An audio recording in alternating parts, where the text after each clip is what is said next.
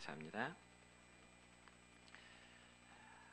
오늘은 구약 성경 시편 50편 14절과 15절 그리고 22절과 23절에 있는 말씀을 중심해서 감사로 하나님께 제사를 드리자, 그런 제목으로 함께 말씀을 나누고자 합니다. 여러분, 오늘은 금년도 추수 감사 주일로 지키는 주일입니다.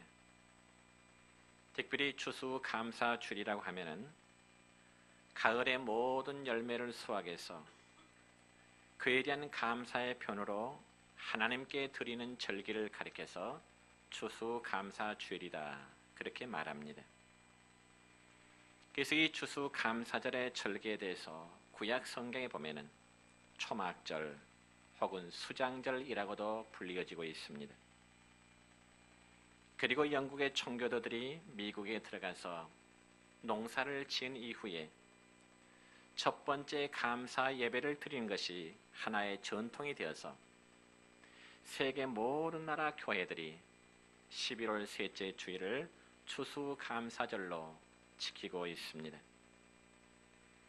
그럼 우리는 이러한 감사절의 절기를 지킬 때마다 과연 나에게는 하나님 앞에 어떤 감사가 있는지를 찾아내야 합니다.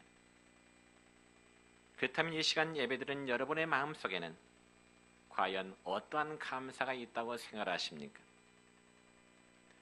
오늘날 예수 믿는 우리 성도들 가운데 보면은 똑같은 환경을 가졌으면서도 어떤 성도는 매사에 기뻐하고 감사하는 삶으로 살아가는 성도가 있는가 하면은, 또 반대로 어떤 이는 항상 부정적인 생각을 가지고 세상을 바라보면서 또 원망과 불평을 쏟아내기를 좋아하는 그러한 삶으로 살아가는 성들도 있습니다.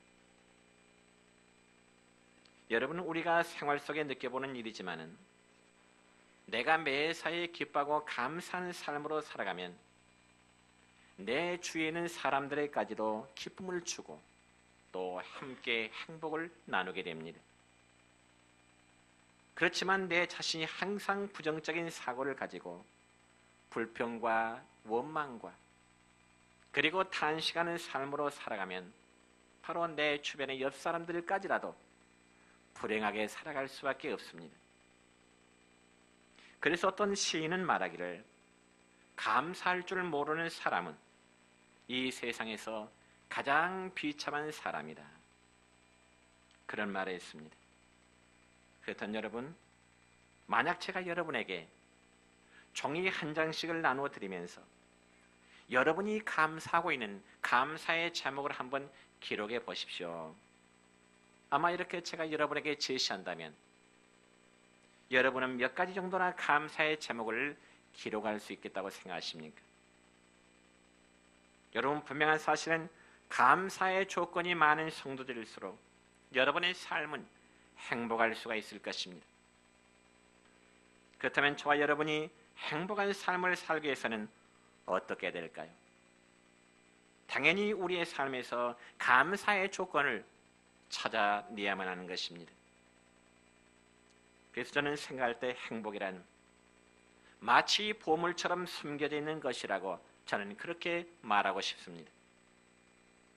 왜냐하면 이 보석이, 이 감사의 보물이 숨겨져 있을 때는 그것을 발견하기까지는 기쁨과 행복을 전혀 모르다가도 그것을 발견함으로 큰 행복이 있기 때문에 그렇습니다.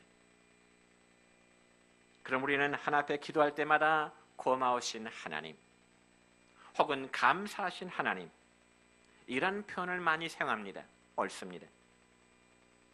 그렇지만 솔직히 그러한 감사함을 형식적으로나 혹은 습관적으로 부르는 감사가 되고 깊은 감사와 감격이 없이 지날 때가 우리에게는 너무나 많이 있음을 부인할 수가 없습니다. 그리고 좋은 일이 있을 때는 감사하고 기뻐할 수 있지만은 역경과 시련이 올 때는, 우리의 삶이 힘들 때는 금방 불평과 원망이 터져나오는 그런 모습들이 저와 여러분이 너무나 많이 있음을 역시 부인할 수가 없습니다. 그렇다면 과연 성경에서 바울 사도는 바울 사도를 통해서 하나님이 우리에게 원하심은 무엇일까요? 그것은 바로 항상 기뻐하고 범사에 감사라는 것입니다. 그렇지만 우리의 현실 가운데 그게 과연 쉬운 일일까요? 그럼에도 불구하고 하나님은 우리 성도로 하여금 매사에 감사하며 살아가기를 하나님은 원하시는 것입니다. 어느 날 공자가 길을 가는데 한 노인이 길가에서 아주 싱글벙글 웃으면서 춤을 추고 있는 것입니다.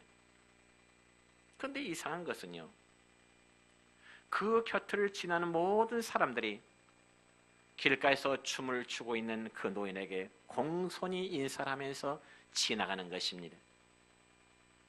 그래서 공자가 스스로 생각하기를, 당대 최고로 유명한 자신을 보고는 인사하는 사람이 그리 없는데 정신 나가는 듯한 저 노인에게 존경하는 자세로 인사하는 것이, 즉 지나면서 길가에서 춤을 추고 있는 그 노인에게 인사하는 것을 볼 때 이상한 생각이 들었습니다.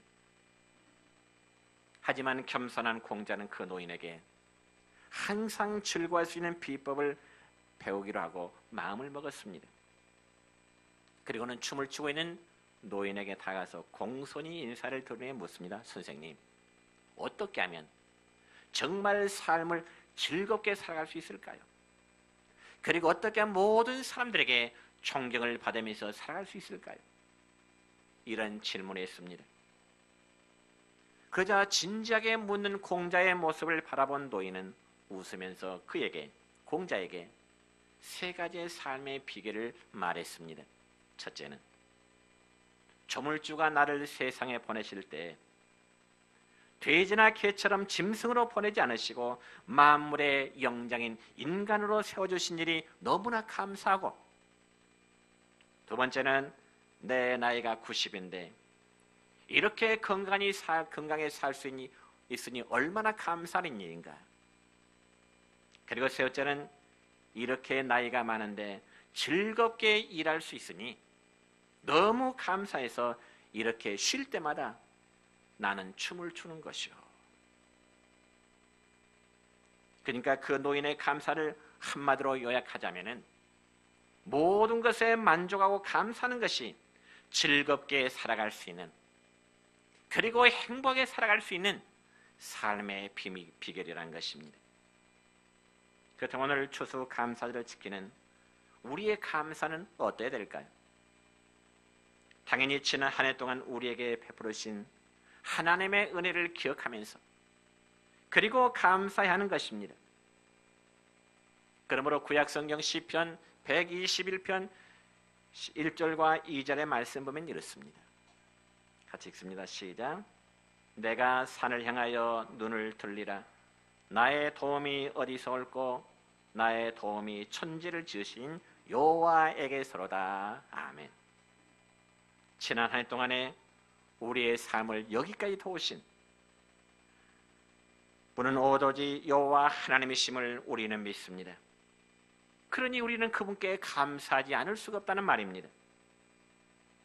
뿐만 아니라 우리는 죄악에서 구원받은 은혜와, 그리고 과거의 무서운 고난과 고통에서 구원해 주신 은혜와, 그리고 오늘날까지 사고와 재난과 불행의 많은 생활 가운데서도 지켜주신 그 은혜에 대해서 감사할 수 있는 성도들이 되어야 되는 것입니다.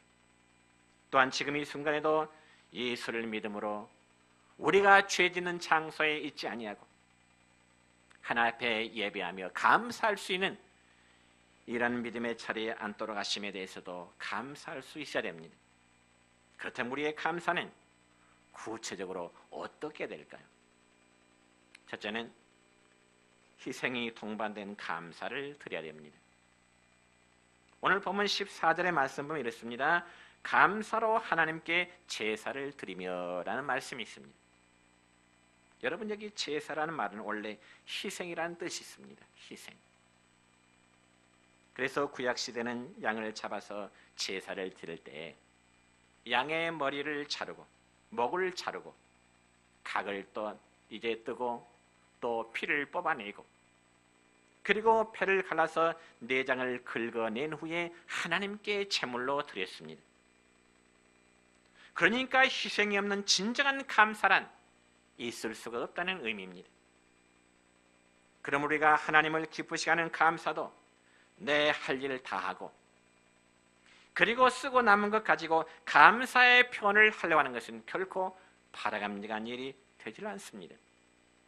왜냐하면 그러한 것은 희생 제물이 아니기 때문에 그렇습니다. 그래서 우리가 통상 추수 감사절을 영어로 말할 때 Thanksgiving Day라 그렇게 말하는데요. 여기 Thanksgiving이라는 단어는 두 단어가 합해진 말입니다. 즉 Thanks란 말은 감사한다 혹은 무엇을 사례한다 그런 뜻이고요. Giving이라는 말은 무엇을 준다, 상대방에 준다는 뜻입니다.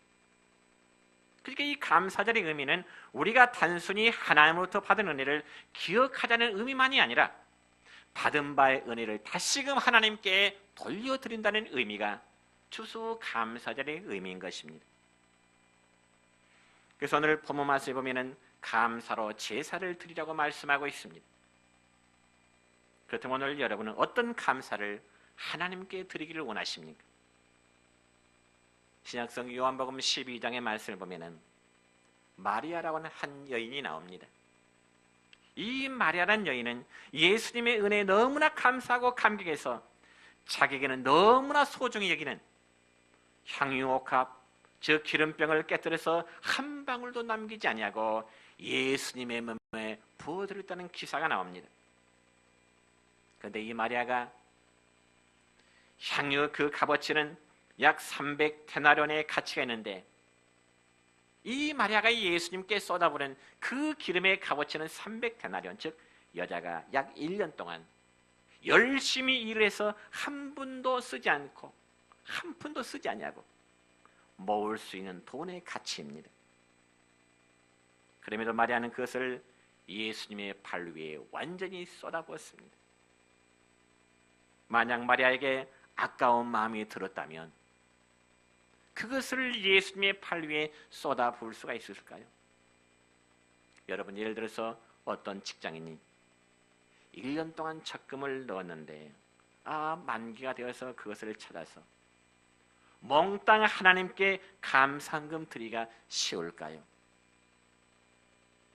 그러므로 진정한 감사는 우리의 귀한 것을 희생하는 데서 진정한 감사가 이루어지는 것입니다. 여러분 과거 미국에는 노예 시장이라는 것이 있었습니다. 마치 시골에 어떤 이제 우시장이 있듯이 옛날 고대 미국에는 이 노예 시장이라는 것이 있었습니다. 그래서 노예 시장에 불쌍한 흑인 노예 가족이 어느 날 노예 시장에 팔려가게 되는데 부모는 부모대로 아이는 아이대로 팔려가게 되었습니다. 그자 비록 노예의 신분이지만은 서로 다르게 팔려가는 입장이기 때문에 부모는 부모대로 그리고 자식은 자식대로 헤어지면서 눈물을 흘릴 수밖에 없습니다. 그런데 마침 어떤 신산 사람이 나타나서 흑인 노예 가족을 비싼 값을 치르고 그 신사가 샀습니다. 그리고 나서 흑인 노예들에게 이 신사는 말하기를 이제는 당신들이 하고 싶은 대로 하세요. 그리고 당신들이 가고 싶은 대로 당신의 가족 마음대로 가세요. 이제부터는 여러분은 더 이상 내가 사서 내가 당신들에게 자유를 주니 더 이상 노예의 신분이 아니니 마음껏 행복하세요.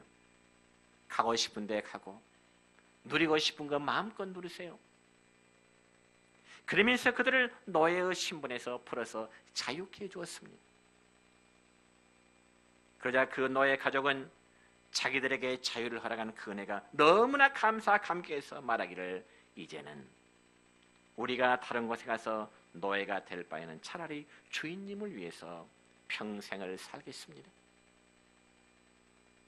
그러고 난 후 그 노예 가족들은 희생적, 헌신적으로 주인을 위해서 봉사하며 살았다고 합니다. 성도 여러분, 이와 마찬가지로 하나님께서는 우리가 마귀의 종이 되고 과거에는 죄의 종이 되었을 때 예수님의 피로 값주고 사서 우리를 자유롭게 하셨던 것입니다. 과거에는 죄의 권세 아래서, 마귀의 권세 아래서 우리가 영적인 자유를 누리지 못했던 우리들이지만은 예수 그리스도의 피를 통해서 우리는 진정한 자유함과 진정한 복을 누리게 된 겁니다. 그럼 우리는 주님을 위해서 내 삶이 참으로 귀한 것이라도 드릴 수 있는 진정한 감사가 저와 우리 모두에게 있어야 되는 것입니다. 그러기 위해서는 우리에게는 희생이 없으면 진정한 감사가 이루어지지를 못합니다. 사랑하는 성도 여러분이여, 우리 분명히 아십시오. 하나님은 최선을 다하고 정성을 다해드리는 그 감사의 예물을 하나님은 기뻐 받으십니다. 앞에서 말씀을 드렸듯이 나 쓸 거 다 쓰고 나 할 거 다 하고 나서 깊은 감사, 희생적인 감사를 드리지 못합니다. 쓸 것 안 쓰고 할 것 안 하고 정말 주를 위해서 희생하고 노력하며 감사하는 것이 바로 깊은 감사인 것입니다. 그 주님을 바라보는 감사의 찬양을 하나님께 드립니다.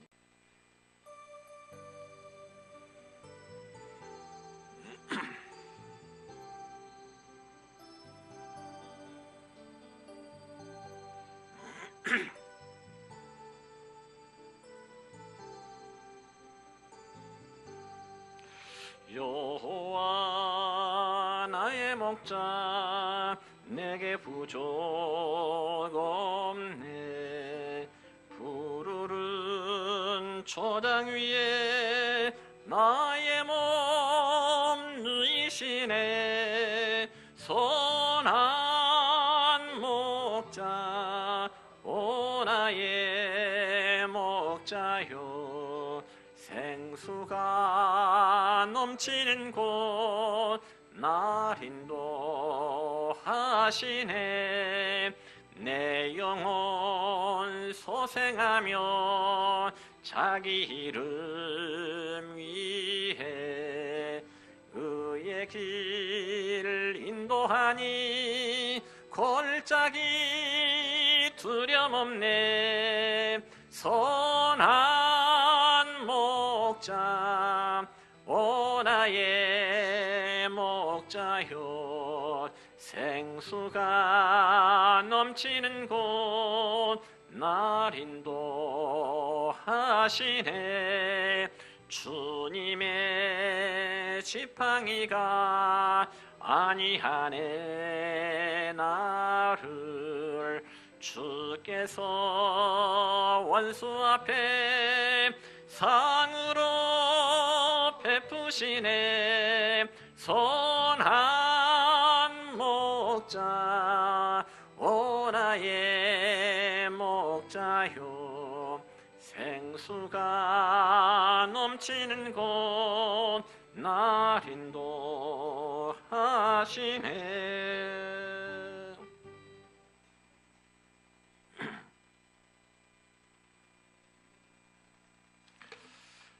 두 번째로는 미리 하는 감사입니다.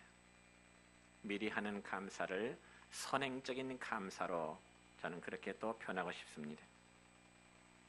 여러분, 깊은 감사는 무슨 좋은 일이 있을 때만 감사하고 또 그것을 보고 감사하는 것만이 아닙니다.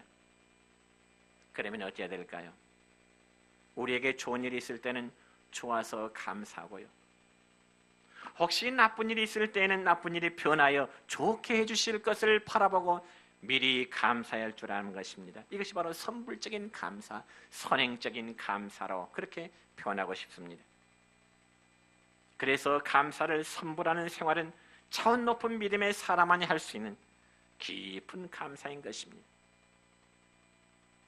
여러분, 구약성경 역대하 20장의 말씀을 보면 여호사밧이라는 왕이 놀라운 감사와 승전의 기사가 기록되어 있습니다. 여러분, 특별히 여호사밧이 유대 나라를 통치하고 있을 때 어느 날 주변의 이방 나라인 모압과 암몬과 마온이라는 3군 연합군이 유대 나라를 공격에 들어온다는 소식을 전해 들었습니다. 그자 세 나라가 연합해서 유대 나라를 공격한다고 할 때 여호사밧 왕은 너무나 두렵고 답답해서 하나님께 간절히 기도하게 됩니다. 그러자 역대하 20장 15절의 말씀을 보면 하나님께서는 여호사밧에게 이렇게 응답하십니다. 뭐라고요? 시작. 너희는 이 큰 무리로 말미암아 두려워하거나 놀라지 말라. 이 전쟁은 너희에게 속한 것이 아니요 하나님께 속한 것이니라. 아멘. 그리고 20장 17절 말씀에도 보면 이렇습니다. 시작. 이 전쟁에는 너희가 싸울 것이 없나니 여호와가 구원하는 것을 보라. 아멘. 그래서 여호사밧은 하나님께서 그 백성들을 지키신다는 그 신실하신 하나님의 약속을 믿고 전쟁의 군대를 동원시키는 것이 아니고 교회 성가대를 동원해서 성가대원들에게 예복을 입히고 찬양을 부르면서 전쟁마당에 내보내도록 한 것입니다. 여러분, 세상에 그렇게 무모할 일이 어디 있겠습니까? 유대 나라를 쳐들어온 적군은 한 나라가 아니고요, 세 나라가 연합해서 쳐들어오는데 이 여호사밧 왕은 군대 대신에 성가대를 동원해서 전쟁터에 내본다는 것이 얼마나 어리석게 여깁니까?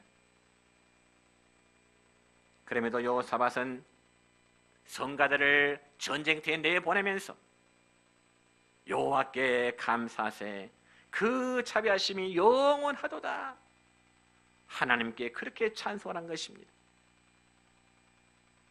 그러면 여러분이요, 여호사밧 왕의 그러한 행위는 하나님의 자비하심이 승리하게 해 주실 것을 믿고 감사하면서 나갈 때 마침내 큰 승리의 기쁨을 얻을 수가 있었던 것입니다. 그러므로 믿음의 감사는 결과를 보고 하는 감사가 아니라 좋은 결과가 이루어질 줄 믿고 미리 하는 감사인 줄 믿으시기를 바랍니다. 이것이 진정한 참된 감사입니다. 결과를 보고 내 마음이 좋으니까 하는 감사만이 아니라 좋은 일이 이루어질 줄 바라고 믿으면서 드리는 감사가 참된 감사, 선행적인 감사입니다. 이러한 감사가 여러분의 있기를 축원합니다. 그러면 성도 여러분이요, 좋은 일을 보기 전에, 응답이 오기 전에 미리 감사할 줄 아는 성도시기를 축원합니다.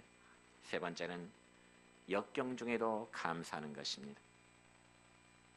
여러분, 우리가 잘 아는 말씀 가운데 빌립보서 4장 6절의 말씀 보면 이렇습니다. 시작. 아무것도 염려하지 말고 다만 모든 일에 기도와 간구로 너희를 구할 것을 감사함으로 하나님께 아뢰라. 좋을 때만 감사하지 말고 어려운 일이 있을 때도 염려하지 말고 너희 구할 것을 감사함으로 하나님께 구하라 말씀했고요. 또 데살로니가전서 5장 18절 잘 아는 말씀이죠. 크게 시작. 범사에 감사하라. 아멘. 그 외에도 성경에 보면 우리 성도들의 감사 생활을 강조하는 말씀이 너무나도 많습니다. 그러면서도 감사라는 말씀에는 좋은 환경에서만 감사할 것이 아니라 어려움의 환경 속에서도 감사하자. 내전교회를 섬기는 목사인 저는 우리 모든 믿음의 식구들에게 이 말씀을 강조하고 싶습니다. 여러분, 그러나 실제로 우리 모두 육신의 삶은 어떻습니까? 한마디로 고달프고 힘들기에 어떤 면에서는 정말 감사할 만한 조건이 하나도 없는 것처럼 느껴지기도 할 것입니다. 아니, 감사란 마치 나무 이야기처럼 들리기도 할 것입니다. 그러나 하나님의 사람들은 정말 힘들고 역경 중에서도 감사할 줄 알아야 됩니다. 왜냐하면 그러한 모습이 우리를 향하신 하나님의 뜻이라고 분명히 말씀하고 있기 때문에 그렇습니다. 저는 아침 우리 주일학교 어린이들에게도 이 말씀을 드렸습니다. 친구들아, 우리가 왜 감사를 해야 될 줄 아니? 이것은 하나님이 우리 친구들을 바라시는 하나님의 뜻이야. 그렇게 전했습니다. 그럼 우리 믿는 성도에게는 불행같이 보이는 일들이 오히려 큰 축복인 경우가 있을 수 있고요, 반대로 어쩌면 부귀와 명성이 더 불행이 될 수도 있습니다. 여러분, 자살을 몇 번씩이나 시도했던 미국의 유명한 여배우 마릴린 먼로는 탄식하면서 말하기를 나의 아름다움이 내 인생의 실패의 원인이었다. 자신의 아름다움이 자신의 인생의 실패의 원인이 되었다. 그러면서 마지막 마릴린 먼로는 자살로서 그의 생을 마감했습니다. 여러분, 반드시 아름답고 그리고 부자로 살고 편안하게 사는 것만이 결코 축복은 아닙니다. 왜냐하면 도리어 그것이 사람을 망치게 할 수 있는 그러한 원인이 될 수 있기 때문에 그렇습니다. 여러분, 하늘의 미랄을 생각해 보세요. 미랄이 땅에 던져져서 겉으로 보기에는 매장이 된 것처럼 보이지만은 그 미랄이 마침내는 최고의 고통 속에서 새로운 생명으로 변화되어지는 것입니다. 그러니까 사실 이 매장과 죽음과 고통은 새로운 생명으로 탄생하게 되는 하나의 진통이 될 수 있다는 말입니다. 하늘의 밀이 이러한 고난과 진통이 없다면 하늘 그대로 있을 뿐입니다. 이와 마찬가지로 우리 예수 믿는 성도에게도요, 이러한 답답함과 고난과 역경이 닥칠 때가 있지만은 그것은 오히려 우리에게 새로운 생명으로 탄생될 수 있는 계기가 되는 겁니다. 그리고 우리를 더욱 그리스도의 풍성한 생명으로 이끌어주는 그런 계기가 될 수 있다는 말입니다. 그러면 분명한 사실은 고난과 역경이 성도에게는 반드시 불행이 아니라는 사실입니다. 이 고난과 역경은 먼 미래를 보고 영적인 차원에서 볼 때 새로운 생명이 탄생되고 더 커다란 축복을 가져오게 되는 하나의 원인이 되기도 하는 것입니다. 여러분, 우리가 성경을 보면은 위대한 믿음의 사람들이라고 불리우는 여러 신앙의 인물들, 그들의 공통적인 특징은 다 하나같이 다 고난을 통과한 사람들입니다. 믿음의 사람들은 야곱, 요셉, 그리고 모세, 다니엘, 다윗, 그리고 신약 성경의 바울, 어느 누구 하나 없이 고난이 없는 영광을 맛보지 않았습니다. 그들의 고난과 뒤에 따르는 영광이 신앙의 인물들에게는 있었던 것입니다. 그러므로 마귀가 우리를 얽어매고 때로는 축복의 문이 다 닫힌 것 같고 마치 하나님이 나를 버리신 것과 같은 그런 역경과 환경 속에서도 미리 감사하는 자에게 하나님의 축복의 문은 열릴 줄로 믿습니다. 그리고 우리가 하나님께 드리면 감사를 드리면 겸손한 행위가 되어야 됩니다. 교만한 사람은 감사할 줄 모릅니다. 특히 우리가 하나님께 감사한다고 하면서 굉장한 것을 바치고 그리고 희생한다고 하더라도 교만한 마음과 우쭐한 마음으로 한다면 그건 역시 진정한 감사라고 할 수가 없습니다. 성도 여러분이요, 우리 언어 생활 속에서 우리가 항상 들어도 즐거운 말은 무엇일까요? 우리가 주변 사람들에게 듣고도 항상 즐거운 말은 그래서 바로 사랑합니다. 그리고 감사합니다. 아마 이 말일 것입니다. 정말 이런 말은 들어도 우리에게 실증이 나지 않는 말입니다. 아니, 더 듣고 싶은 말들입니다. 그와 마찬가지로 우리의 겸손한 감사의 고백을 하나님 역시 듣기를 원하시는 것입니다. 성도 여러분, 이제 말씀을 맺습니다. 여러분들이 하루의 시간을 살아갈 때 무슨 말씀들을 가장 많이 하며 살아가십니까? 감사의 말이십니까? 아니면 불평의 말이십니까? 감사의 말이 여러분의 입에서 나올 때 여러분의 행복한 삶을 살아가고 있다는 증거일 것입니다. 오늘 우리는 감사절을 맞이해서 정말 하나 앞에 반성할 부분을 반성하고요, 회개하면서 겸손히 하나 앞에 깊이 감사하는 우리 성도 여러분 되시기를 우리 주님의 이름으로 축원합니다.